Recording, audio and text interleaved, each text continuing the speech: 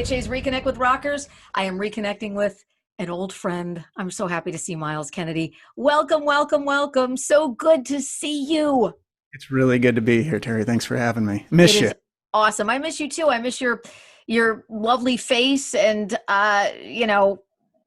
your voice and seeing you live in person. It's odd because the last time I saw you guys was probably almost a year to the date when you guys did the New York City show on September, I think it was 24th in New York City at the PlayStation Theater. And it was just such an amazing show with Skillet. Our good friends in Dirty Honey were on that bill also. And I saw the little ticket stub in my office the other day and I was like, whoa.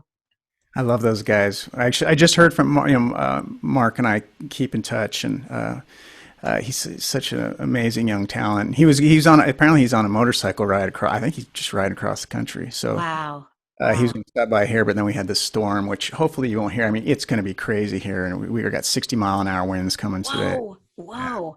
Yeah, I had him on this feature with me a couple weeks ago, and it was really, really nice to catch up with him too and just figure out what Dirty Honey has been up to. Now, you have been so busy, and I've been asking artists, at this time for you, has it been creativity or reflectivity? I know your answer because you have not stopped. First of all, Alter Bridge, of course, putting out Walk the Sky 2.0, which is going to be out on November 6th.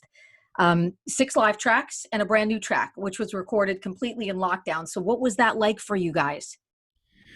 It was cool, it was something where we kind of saw the writing on the wall after a little while, and we were thinking, well, we want to keep this album cycle alive somehow, and it doesn't look like touring is going to do it. So let's put together this kind of addendum to the Walk the Sky record.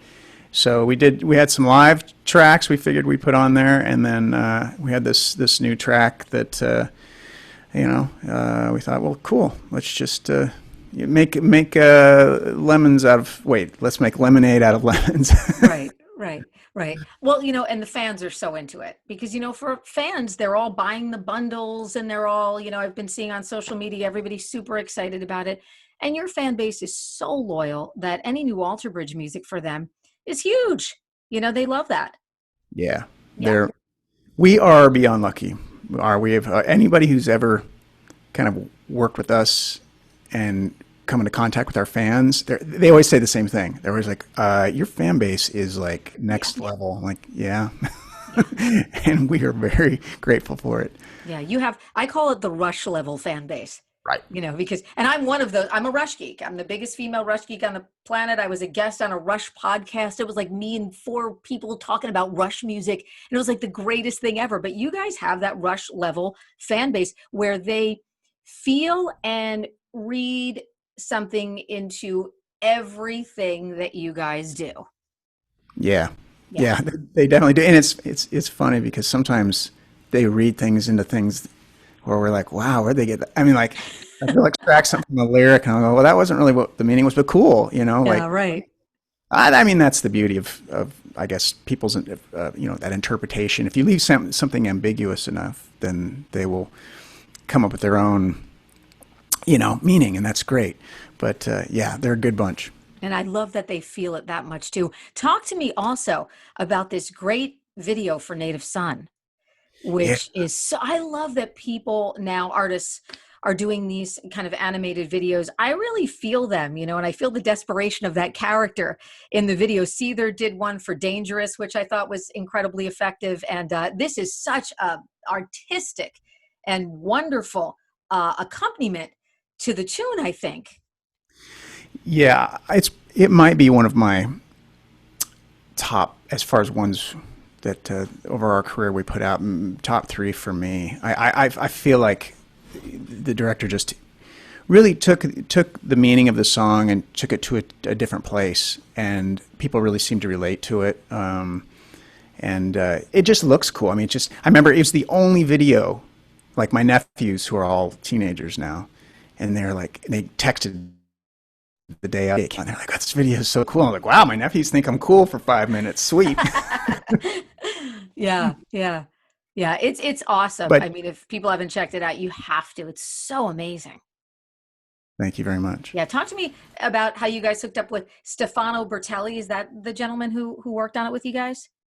Yeah, so Tim, our manager, he was the gentleman that he, Tim's really great when it comes to the visual side of this band, and he's always kind of on the prowl for cool things and cool directors and people with a vision that he thinks will be congruent with ours. So yeah, he sent us this treatment, and we were like, yeah, this is really cool. And to be perfectly honest with you, it far exceeded what my expectations initially were, because it's a different era. These aren't the days of labels giving bands $30,000 to $100,000 for a video anymore. So Not even $30 for a video anymore. It just doesn't exist, right? Then totally different times, Everybody's sort of on their own for things these days. And, there's definitely a good side, if you want to look at the positive, but there's also a downside to that. But the positive side for you guys is you guys did something that probably didn't involve maybe you on a mountaintop with your hair being blown, you that's the know, next video. right? Which is probably something that, a lot of the fans might want to see, the female fans. But for you, you're Not probably saying, now. you know what? I'm really happy that we did this. I'm happy that, Tim Turnier or Buddy Tim jumped in there and found this great, talented guy. Absolutely. Yeah. It's nice too, because when you feel like the visual that accompanies the audio, the song, does it justice as opposed to detracting from it. And that's happened. That's part of the process. And so this was a pleasant surprise, for sure. Yeah, yeah. And you've been busy too, because we got the second solo record is in Yeah. the can. That now this had to be a very interesting time to be making a second solo record for you. First of all, was it all written before? Was it written during? Because I've read a couple of different quotes from you where you said it's darker, it's more rock and roll. There's a little R&B kind of vibe to it. So talk about the inspiration for putting it together and then actually getting into a studio and recording it. Yeah. So with two exceptions, most everything was written post lockdown. So there were two songs that I had sitting around for quite a while, and I don't even know if they'll end up making the cut. I tracked 14 songs, so we'll see what makes the cut. But with that said, yeah, this record is definitely a reflection of where we are right now. It was really how I dealt with it, to be honest with you. I kind of, my friends thought I was crazy. Both my wife and I, mid-February, were like, I think this is going to get really interesting. So we started, believe it or not, we started stocking up, getting ready, because we were like, yeah, man versus virus, that can be, this could turn out any number of ways. So let's be prepared. So yeah, when Alter Bridge wrapped up our tour here in the States, end of February, I had a feeling I was going to have plenty of time to do something. And I took a week off, and then I started working immediately, demoing tracks, writing all day, every day. And it's really, it helped me a lot to process where we were going, as people. And it's a pretty heavy, lyrically, it was a lot harder to write than I thought it was going to be, and musically it was very fun, because now being at home in my studio and just being able to create all day, every day with no, oh, there's a tour coming up. It was just like, well, you've got 5 months to put a record together. Sit in your studio and work. And then when you get to the real studio with Elvis and the guys, the demos would be done. The pre-production essentially will be 80% of it will be done, and you can just press the record button and make your record. So it was a cool process, and I'm real happy with how it turned out. Yeah, and nobody knocking on your door. No. Going, hey, you got to do this, you got to do this. Everybody was in the same situation. And you mentioned, getting back together with Elvis. You've kind of got you're the Tiger dream team with your with all you're the Tiger, bandmates and folks. So that must have been really cool for you guys all to get back together. Oh yeah, it was great. It was great because we actually drove. So Zia, my drummer, we played together for the last 30 years off and on since we were in high school. Wow, wow, And that right. Yeah, yeah, he's amazing. I mean, in my opinion, one of the greatest rock and roll drummers alive. He's so good. It's mind-boggling. So we started driving. We left Spokane with the gear in tow, and then we met Tim about halfway. Wow. I think we met Wow. him like somewhere in Tennessee, maybe. And then we driving to Orlando, and we all quarantined for. I mean, they were there shorter because Zia does drums, and he went home, and then Tim finished up for the most part and stayed hung around for a little while.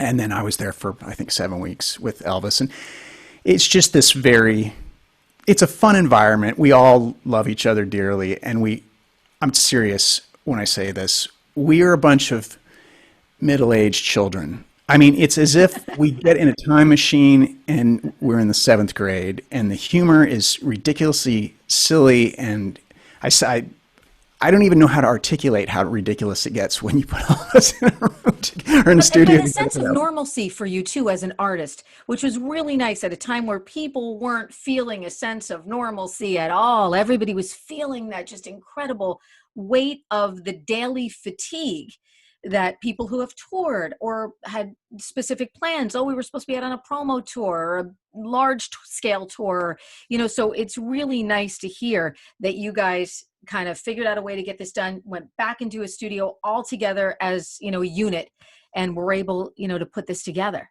Yeah, it was a I feel like a very it was very helpful, I think, for us mentally, all of us. And it's interesting now being done with that and now trying to navigate what's next.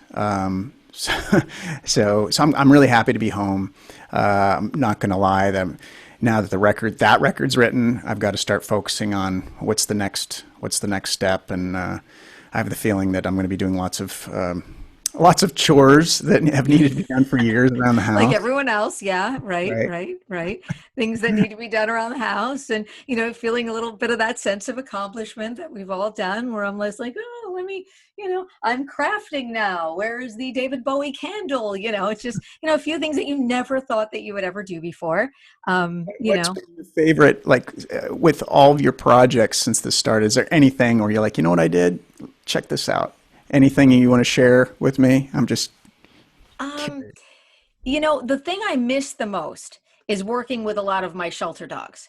So figuring out a way around that to be able to still help them get homes and do things, for me has been a big challenge, but that's been my thing where I was like, you know what, this can't stop because I still have to help these dogs find homes. And, that's a big thing for me. We've talked about it all, a bunch of times, me and you.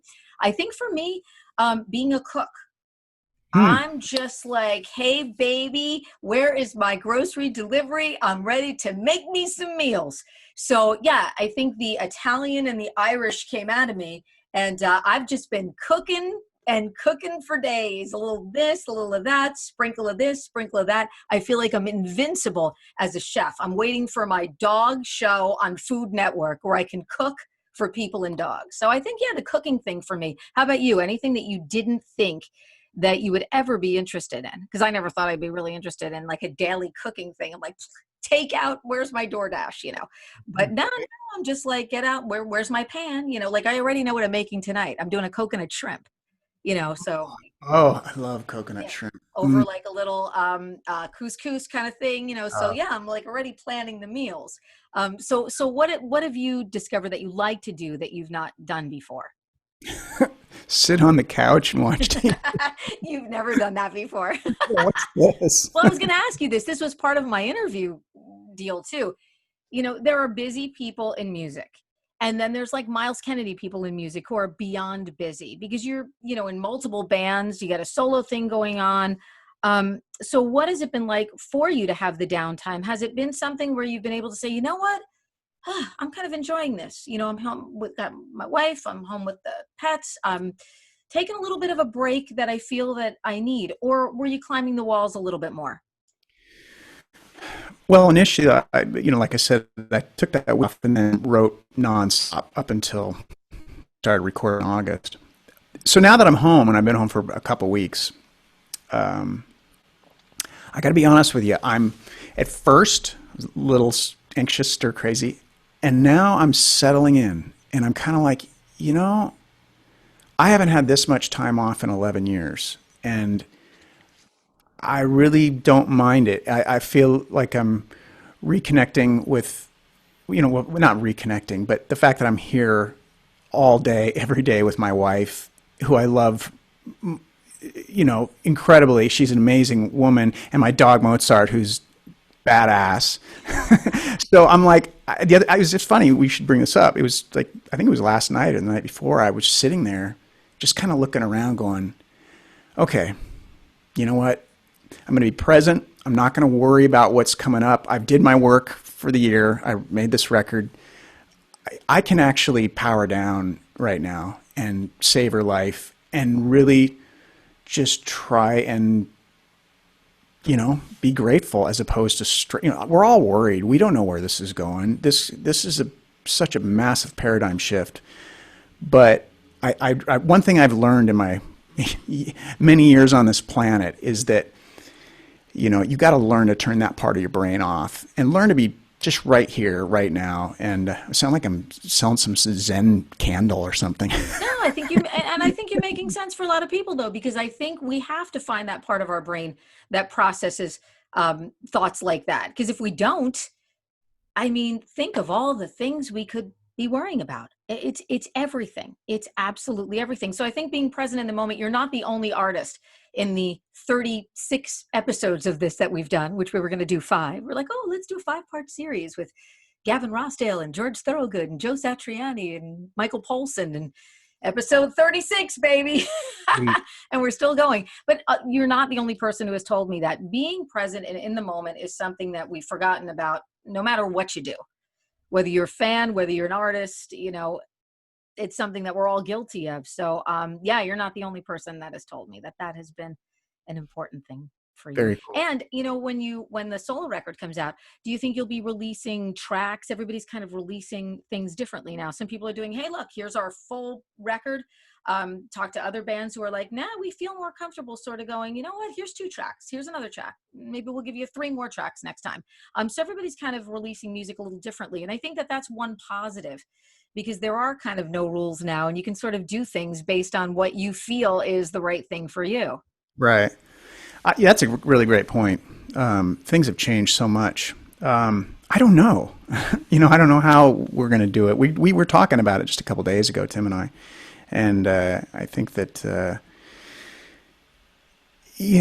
people digest music way different than they did when we were coming up the ranks, And it changes. Every year it's different. It's you think about it when we were young, and then you go, oh, well, 10 years ago, 20 years ago, 5 years ago, 5 months ago, this is an ever-changing climate in music, It's exciting, though. I feel like, in a way, a lot of people are complaining about it. Like, as someone who started coming up the ranks back in the '90s with all of this, with the recording industry, you can fight it and be like, well, that's not going to do any good. Then you just suddenly find yourself in irrelevant town, Right. So, taking the old train to irrelevant stop number 42. Get on the train. No, it's true. I find that too. Look, it's same thing with the radio business. People still like harken back to the days when it's like, guys, those days are like long over, and they're never, ever, ever coming back. So unless you realize that, yeah, we all want to get back to live performances, but the opportunity to be able to see your face and chat with you is what we have right now. And it's what we are doing right now. And, the days where, we were all backstage at the Van Halen concert, those days are different and over. So yeah, you just need to keep an open mind. And you've been an artist that has always done that. Look, you've been the guy that's like, hi, I'm going out and I'm going to be in Slash's band, and I've got my band, and I'm doing a solo record, by the way. We were supposed to do just a few shows, but now it's going to be a year-long tour. And, your mind is always open to the things that you need to do as an artist to get your music out to the fans. Yeah. I mean, it's just also for the love of the game. I think that it's kind of in my DNA, and so that, like, that is something you just, if you want to keep doing that, you have to change with the times. Otherwise, hey, otherwise you're the guy in the corner saying, hey, check out my 8-track tape. Right. postering your flyers up on the Right. thing. Yeah, yeah. Oh, you know what? And I also wanted to ask you, before I let you go, because I know you had such a close connection to, Eddie and Wolfie Van Halen, and Eddie was out at gigs, Alter Bridge gigs, and Tremonti gigs, and so I know it's been a really, really tough week for you being so close, especially to Wolfgang.